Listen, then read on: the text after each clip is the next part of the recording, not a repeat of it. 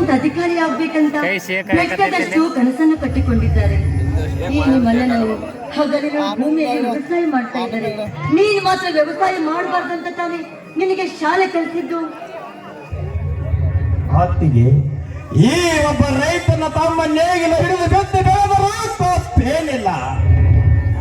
ರೈತನೇ ರಾಷ್ಟ್ರದ ಸಂಪತ್ತು ಎಂದು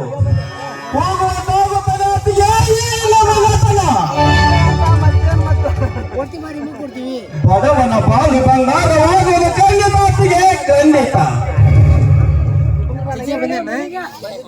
ತಮ್ಮ ಸೋದರ ಒಂದು ತುಂಬಿದ ಚರಿಗೆ ಸಹ ಎತ್ತಿದರೆ ಏನು ಸರಿಗೆ ಬಿಡುತ್ತಾನೆಂದು ತಿಳಿದು ನಿನಗೆ ಒಂದು ಕೆಲಸ ಸಹ ಹಚ್ಚಲಪ್ಪ ನಿನ್ನ ಅಂತದರಲ್ಲಿ ಇಂದು ನೀನು ಈ ಭೂಮಿ ತಾಯಿಯಲ್ಲಿ ದುಡುತ್ತಿನೆಂದು ಹೇಳ್ತಿರುವಲ್ಲ.